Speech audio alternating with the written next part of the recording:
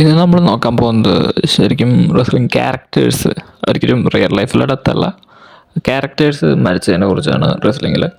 അതിൽ നമുക്ക് ജസ്റ്റ് തുടങ്ങുമ്പോൾ തന്നെ ഫസ്റ്റത്തെ ഒരു റിയൽ ലൈഫ് ഇൻസിഡൻറ്റ് പറഞ്ഞ് തുടങ്ങാം. ഫസ്റ്റത്തെ എന്ന് പറയുന്നത് ഓവൻ ഹാർട്ടാണ്. ഓവൻ ഹാർട്ട് റെസ്ലറാണ്, നമ്മുടെ ബ്രെറ്റ് ഹാർട്ടിൻ്റെ ബ്രദറാണ്. ഒരു ലൈവ് പേപ്പർ മുകളിൽ റാഫ്റ്റേഴ്സിൽ നിന്ന് ഇങ്ങനെ വരുന്ന ഒരു എൻട്രൻസ് ആയിരുന്നു ആളുടെ. അതിൽ ഒരു 70 ഫീറ്റ് അബോന്ന് ആൾ താഴത്തേക്ക് വീണു. അത് ശരിക്കും പെട്ടെന്നായിരുന്നു മരണമൊക്കെ. ഹോസ്പിറ്റലിൽ വരുമ്പോഴേക്കും മരിച്ചിട്ടുണ്ടായിരുന്നു. ഇനി നമുക്ക് റെസ്ലിങ്ങിൽ മരിച്ച ക്യാരക്ടേഴ്സിനെ കുറിച്ച് പറയാം. അതിൽ ഫസ്റ്റ് വരുന്നത് ബിഗ് ബോസ് മാൻ ആണ്. അവിടെ ആറ്റിറ്റ്യൂഡൊക്കെ കണ്ട ആൾക്കാർക്ക് അറിയാം ബിഗ് ബോസ് മാൻ ആരാന്ന്. ഇത് അണ്ടർടേക്കറിൻ്റെ ഒരു ആ സമയത്തൊരു ക്യാരക്ടർ ഉണ്ടായിരുന്നു, നമ്മുടെ മിനിസ്ട്രി ഓഫ് ഡാർക്ക്നെസ് എന്ന് പറഞ്ഞിട്ട്. അത് ഒരുപാട് പേരുള്ള ഒരു ഫാക്ഷനായിരുന്നു. അതിൽ ബിഗ് ബോസ് മാൻ ഉണ്ടായിരുന്നു. ബിഗ് ബോസ് മാനെ ഈ കുരുത്തി കൊടുക്കുന്ന പോലെ, അങ്ങനെ സൂയിസൈഡ് ചെയ്യുന്ന പോലെ അങ്ങനെ കെട്ടി തൂക്കിയിടുന്ന ഒരു സെഗ്മെൻ്റ് ഉണ്ടായിരുന്നു.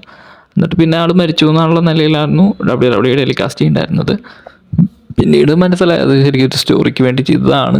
ആ സമയത്ത് ഇന്നത്തെ പോലെ റിയൽ ആണോന്നൊന്നും അറിയില്ലല്ലോ, റിയൽ ആണോ ഫേക്ക് ആണോന്നൊന്നും അറിയാത്തത് കൊണ്ട് ആൾക്കാർ വിശ്വസിച്ചത് ശരിക്കും കൊന്നതാണ് എന്നൊക്കെ വിചാരിച്ചു. പിന്നെ ഇപ്പോൾ രണ്ടാമത് വരുന്നത് വിൻസ് മെക്മാൻ ആണ്. വിൻസ് മെക്മാൻ നമ്മുടെ WWE ചെയർമാനായിരുന്നു. ഇപ്പം അല്ല, ഇപ്പോൾ രാജിവെച്ചു.